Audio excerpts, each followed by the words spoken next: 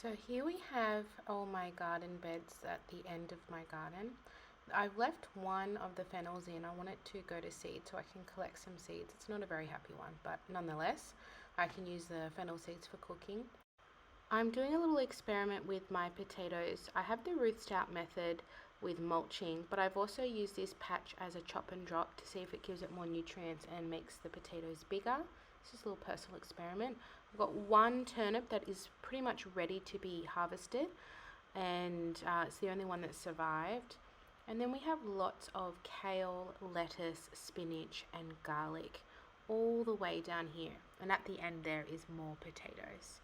So you can see all my potatoes in different kind of packages. We've got cardboard boxes. I just kind of used whatever I had on hand. I didn't want to be spending more money. So I've got about 4 different types of potatoes as far as I can remember. And so I have some that is just laying on top of the ground with mulching, and then I have some in cardboard boxes, as you can see, and they're all sprouting really nicely as the months get warmer and warmer.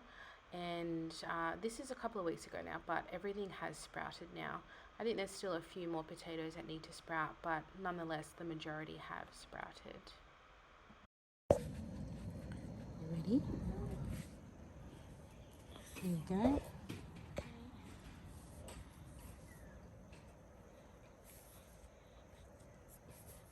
That's so good, baby.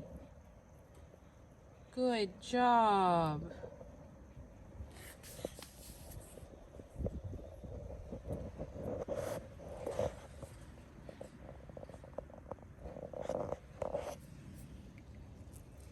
I reckon we could put one more here. No, I already. Oh, you already got one. Hold on. There we go.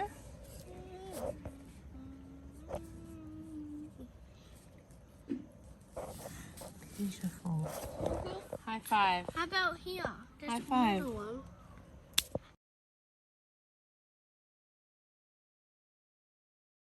Okay.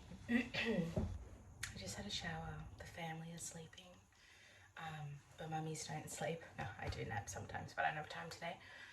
I've had a shower because I'm going to the Africultures Festival and we're doing that this afternoon. So you saw this morning I harvested my kohlrabi and then some lettuce and spinach and kale. So before I do that, I need to clean the kitchen because I can't do things until the kitchen is clean. So I'm going to do that. It shouldn't take me too long. It's not insane. It's just it's a small kitchen. I can't do it. And then we'll go through the produce together.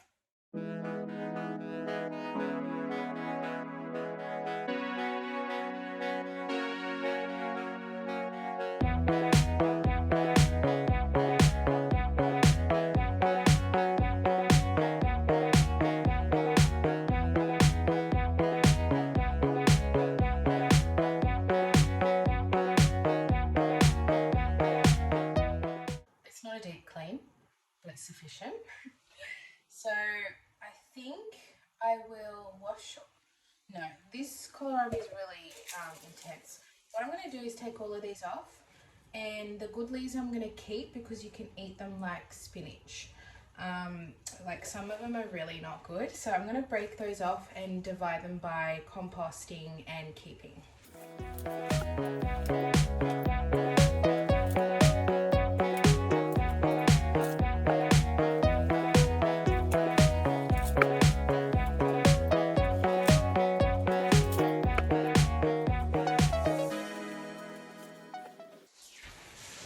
This is my biggest one, I think. Yeah. And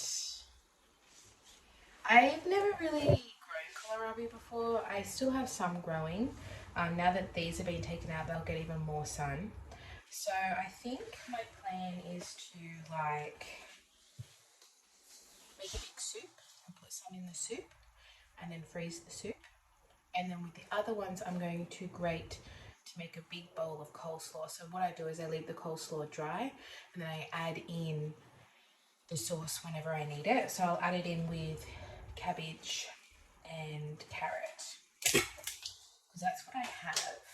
And I think that's how I'm going to use it. I might have a little read if there's any other ways to do it. But it's such a beautiful plant. It was an absolute delight to grow. It's just such a pretty crop to look at in the garden, and the leaves are so beautiful because often everything's really green, so it's really nice to grow something big and purple. Okay, so we got 1, 2, 3, 4, 5. This one looked like it was really kind of maybe past its point, but it doesn't feel any different to the others. I'm not really an expert in kohlrabi, but there are those. This one is quite big. This is all to compost, and then these are all the good leaves. So what I'll do is I'll take all the stalks off and I'm going to cook it. I'm not going to eat this raw. I think it's a little bit too thick to eat raw.